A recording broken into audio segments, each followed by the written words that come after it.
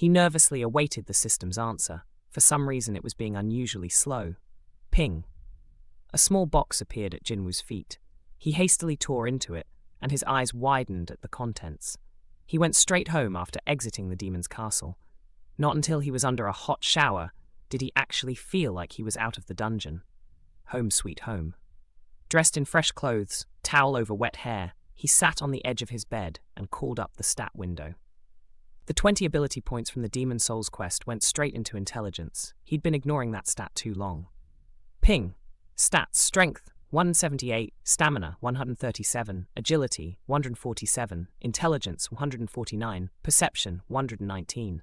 At long last, intelligence was barely higher than most of the other stats. They were all balancing out nicely. An idea struck him. What if he increased everything evenly going forward? An all-rounded hunter. Once intelligence surpassed strength, he'd work on the others bit by bit. With that decided, he turned to the skill window. There was the third reward. He'd barely thought about it, but his jaw dropped when he saw it. A scroll materialized in his hand. Elixir of Life. Learn how to craft the Elixir of Life. I can make it myself? He read through the item description. S-rank Consumable, a mystical potion that cures all diseases. His bedridden mother immediately came to mind. He'd already confirmed through Jin-Ho that an item's effect worked on other people, which meant he could save her if he crafted this. His hands trembled as he read the ingredients.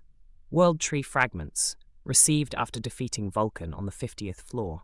Spring Water from Echo Forest, acquired from Metis on the 75th floor. And lastly, Purified Blood of the Demon Monarch. He hadn't come across that yet. Based on the first two, it was easy to guess where he'd find it, the ultimate boss on the highest floor. Oh, a moan slipped out of him. Tears welled in his eyes at the thought of seeing his mother healthy again. Just then, would you like to acquire the crafting skill? There was no time to be sentimental. Learn. A new craft space appeared in his skills window. Consumable, Elixir of Life, 2/3. 2 out of 3 ingredients already in his possession. He turned to his inventory and took out the Demon Monarch's necklace. Small animal skulls tied together, gifted by Metis alongside the spring water. He grimaced. Why are all the neck accessories like this?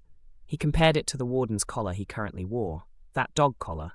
Both raised 2 stats by 20, but the necklace had an additional set buff. Change. Womb. The dog collar reappeared in his hand. Set buff 1. All stats 5. Set buff 2. Every stat up by 5. He smiled when he checked his level. 77. 16 levels in 1 week. Successful raid by any measure. One thing he still couldn't wrap his mind around, the pitch-black key from the cursed mystery box. It appeared to absorb the light around it. Not a single information screen appeared. He'd never encountered anything like it.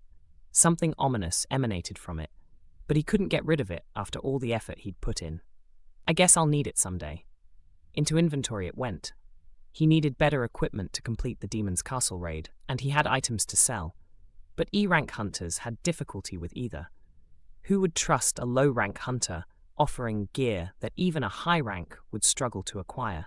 As long as he was stuck with the E-rank label, there was no way forward.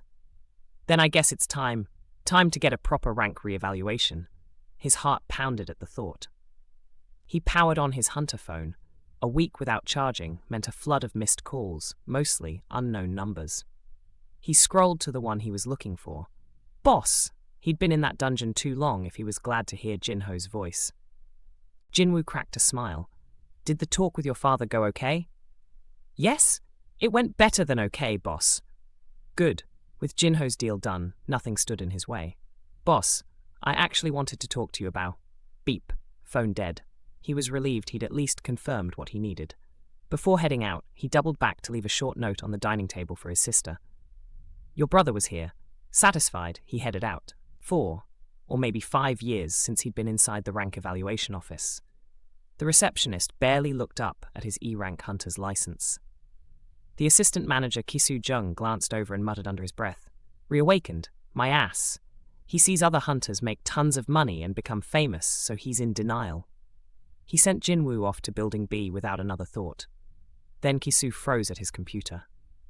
That name, someone had specifically asked to be contacted if a hunter Jin-Woo Sung turned up. He slipped away and dialed. This is Yunho Baek. President Baek, sir. Hunter Jin-Woo Sung is here for a reevaluation. Silence. Then, urgent. Could you please delay the reevaluation even just a little bit? I'm on my way. Kisu stared at his phone, the guildmaster of White Tiger sounding anxious. Who would have thunk it? In the waiting room, 3 nervous hunters had arrived before Jin-Woo. He remembered feeling the same way 4 years ago, dreaming of A rank, maybe even S, only to get E. He giggled quietly to himself. The others stared. The sharply dressed men and women gathered across the room were guild representatives, he was told, camped here to sweet-talk newly awakened beings. The bald man next to him introduced himself as Jonghoon Yoon, dabbing his forehead with a handkerchief. I have some debt, you see. Can't live with my daughter because of it, too. He apologized for oversharing. It's fine, Jin-Woo said. When Junghoon's turn came and he broke into a cold sweat, he tugged Jin-Woo's sleeve. Would you like to go ahead of me? I'm feeling a little too worked up. Jin-Woo happily accepted. He placed his hand on the black panel. Blip, woom, woom, woom. The manometer made noises, then stopped. The employee stared at the monitor. Hold on, let's try that one more time. Blip, woom, woom, woom. Same result. Again and again. Beads of sweat on the man's forehead, murmurs spreading across the room. What's going on? How many times has this been? At that moment, Kisu arrived. He checked the monitor and froze. How long have you worked here? About 6 months. Did I press something wrong? This isn't an error. It's saying it's off the charts. He didn't take his eyes off Jin-Woo. It means we can't measure his mana levels with our manometer. He's an S rank. S for special. Someone whose mana levels were impossible to measure. The last time this happened was 2 years ago. Get Changsik over here now. Changsik Kim came running, still pulling up his pants. His face went pale when he checked the monitor. He approached Jin-Woo carefully. Hunter Jin-Woo Sung, it's impossible to measure your mana levels with the current equipment. I'd need permission from upper management to use a more sophisticated meter. Could we ask you to come back in 3 days? Jin-Woo knew exactly what this meant. Perfect. He turned around. The entirety of Building B had gone dead silent. Every eye in the room was on him. The guild recruiters swallowed hard. An S rank, not even A, the highest level of awakened beings, of which there were only 9 in all of South Korea, out of their league. And yet, a few sharp minds had a simultaneous realization. If they connected this person with a large guild and took a commission, an S-rank signing bonus was tens of billions of won at minimum. Even 1% meant retirement. There was even a rumor that one personal assistant to an S-rank had received a Porsche for their birthday. They began inching toward Jin-Woo until someone pointed at the entrance. Jongin Choi strode in, wearing a fashionable suit. Not a single person in the room didn't recognize him. President of the Hunters Guild, the ultimate hunter. How had he gotten here so quickly? Top-tier intel. The recruiters stepped back. Jongin straightened his jacket and walked directly toward Jin-Woo. For his part, Jin-Woo breathed a sigh of relief. The spotlight had shifted. He silently thanked Jongin as he walked straight past him. Jongin was caught off guard. Just a moment. Jin-Woo stopped and looked back. I'm the president of the Hunters Guild, Jongin Choi. Jin-Woo already knew. Do you have a guild in mind? No, not yet. Jongin brightened. I'd like to discuss that matter. Do you have a minute? I don't. Sorry. Jin-Woo cut him off and walked out. Jongin stood there. The building erupted in whispers. Was President Choi just rejected? He flat out ignored him. Jongin scratched his head in embarrassment. Still, he was a step ahead of the other guilds, 3 days before the official announcement. He had time. That thought was interrupted by a face he knew well crashing through the glass doors. Yunho Baek, huffing and puffing. Their eyes met. Jongin's mind clicked into place. Baek had sprinted all this way, which meant he'd known it was going to happen, yet he'd still arrived too late. He hadn't let Jin-Woo get evaluated out of choice. He couldn't stop him. And suddenly the scattered pieces assembled themselves. The White Tiger Guild, the training incident, the Red Gate, the nameless supporter who'd saved everyone and disappeared. White Tiger got help from someone they don't want anyone else knowing about. So it was him. President Choi smiled at President Baek. You let this slip through your fingers. He brushed past without another word. Yunho looked around. Jin-Woo was long gone. Ha! Things are getting complicated. Visiting hours at Seoul Ilshin Hospital ended at 8. Jin-Woo made it with time to spare. He opened his mother's door and quietly took a seat beside her. She lay motionless, as if asleep. When I look at her, it's like she'll wake up as if nothing's wrong. But she was in a deep sleep from which she couldn't awaken, an illness first discovered when gates began appearing. A life support system running on essence stones kept her alive. More than 5 million won per month. If the association hadn't covered his medical bills, he could never have afforded it. He gently took her hand. Mom. But things were different now. He had a chance to actually cure her. The elixir of life. Getting it crafted was the priority. I'll save you. His mother had done her best to take care of her children despite everything. It wouldn't be long before she was up again. Please hang on until then. When he turned around in the corridor, a familiar figure was waiting. That low voice, those sharp eyes, Jin-Woo, the surveillance team manager. So you really were the one who took care of the magic beasts in the double dungeon, weren't you? Jin-Woo didn't answer. How did you know I was here? I came up with a list of places I anticipated you'd be, and the hospital told me. Swift, as expected. Did you come all this way just to ask about that? Jin-Chul shook his head. There is someone who would like to meet you. Will you please come with me? Is that an order? No. Jin-Chul removed his sunglasses and bowed at a near-perfect 90 degrees. I would like to humbly ask that you do. Unexpected. Who's asking for me? President Gunhee Go of the Hunters Association. The president is right this way. Earlier that evening, at his office, President Go had been undergoing his physical. His doctor lifted the stethoscope and stayed quiet. When healers and healing magic came into existence, I thought I could regain my youth. Go chuckled, buttoning his shirt. But that wasn't the case. Mana helped with regeneration. A high-rank healer could regrow a severed arm, but it couldn't lower the fever of a child with a cold. Old age was beyond their reach. The doctor prescribed bed rest. Go waved it off. His phone rang anyway. There was an awakened being with an immeasurable rank. The displeasure at the interruption disappeared instantly. In the hospital waiting room, an old man over 80 rose from a hard chair when he spotted Jin-Woo, the physique of a retired pro wrestler, the presence of someone who'd spent decades at the top, but without the cocky attitude. Hunter Jin-Woo sung? Yes. They shook hands.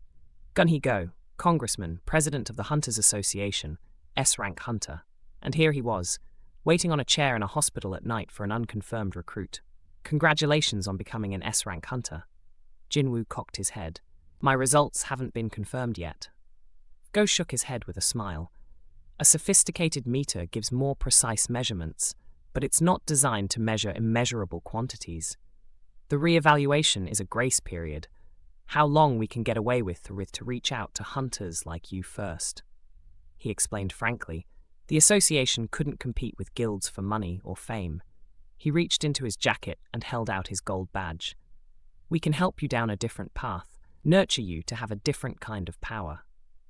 Political power. Jin-Woo pictured himself in a sharp suit next to Congressman Go, and his heart actually fluttered, a once-in-a-lifetime opportunity. But there was a catch. If he joined the association, he couldn't level up anymore.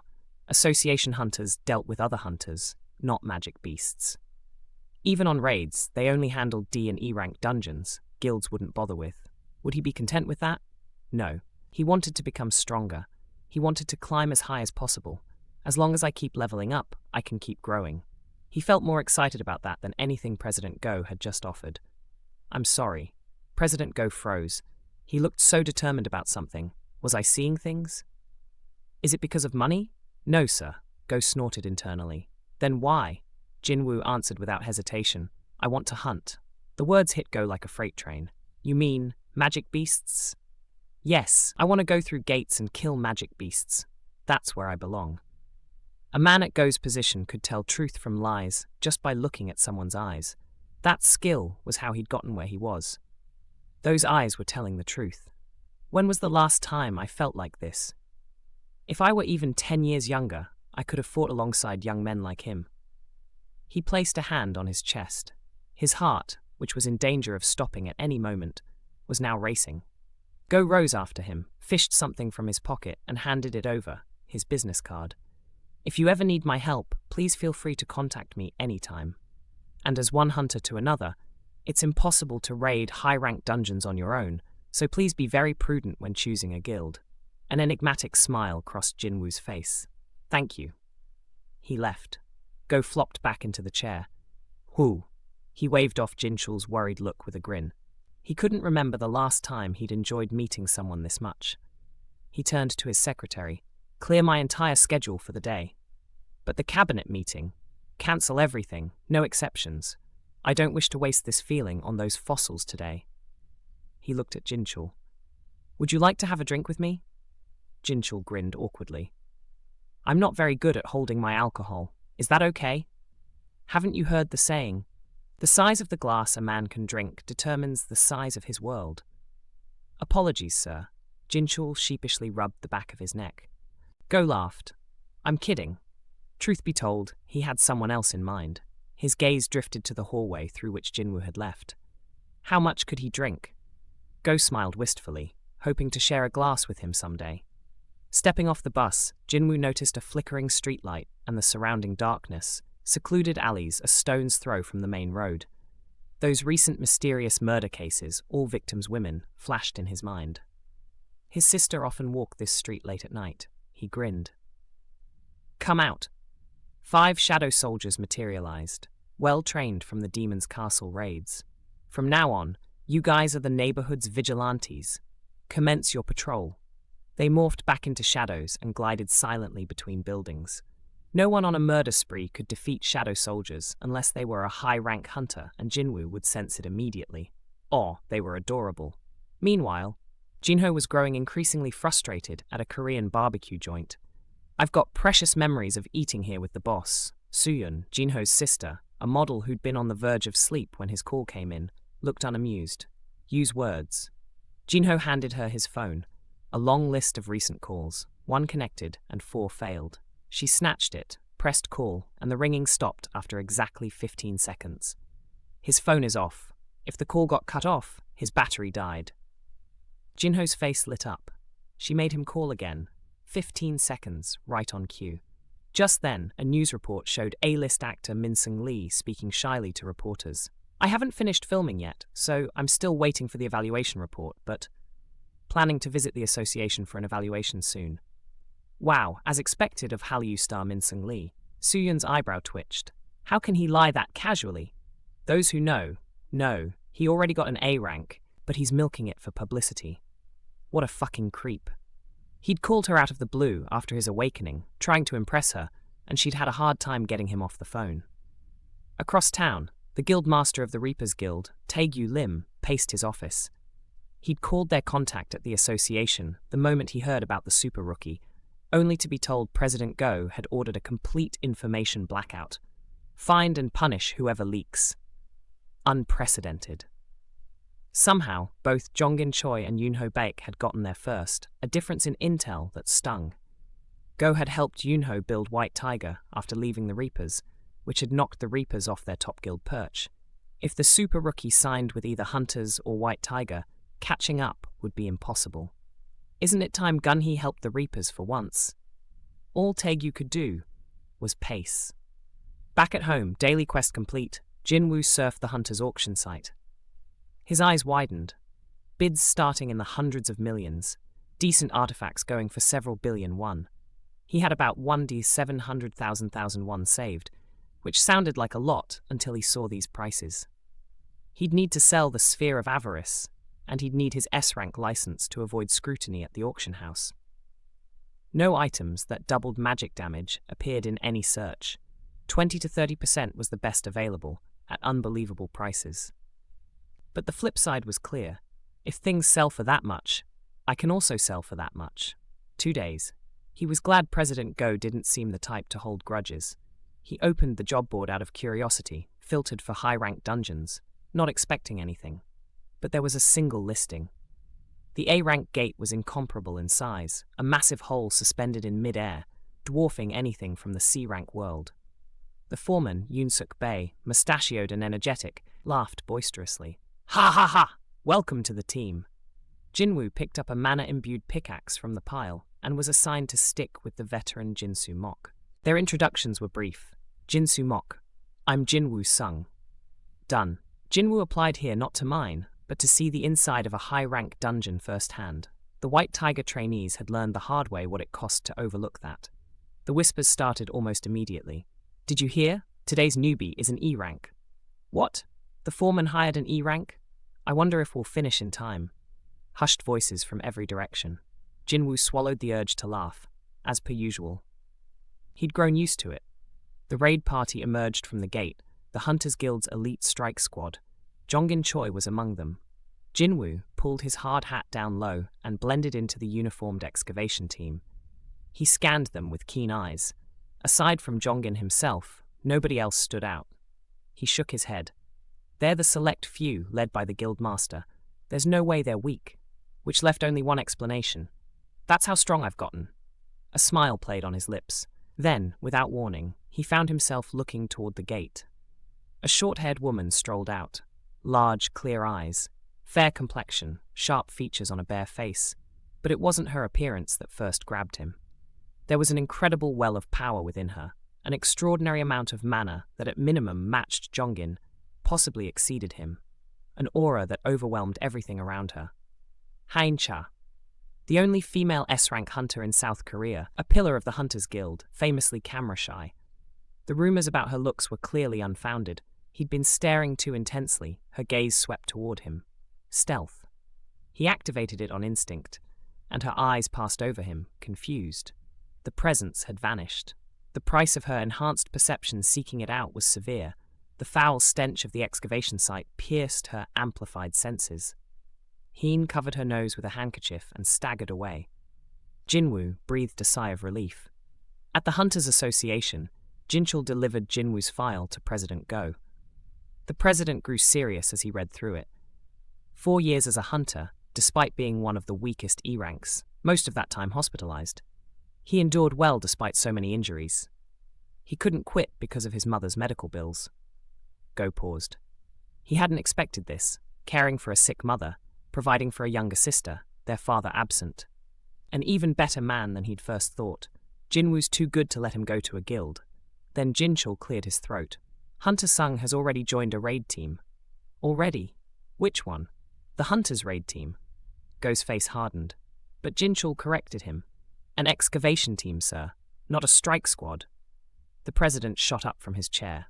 What? An S-rank hunter applied as a minor? Jinchul nodded. He double-checked the intel himself and barely believed it.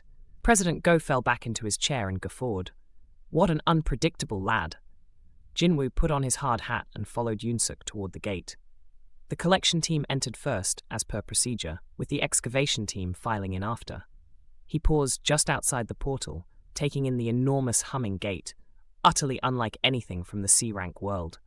So this is an A-rank gate. What are you doing, Sung? We have to go in too. Yoon-suk appeared at his elbow. Right.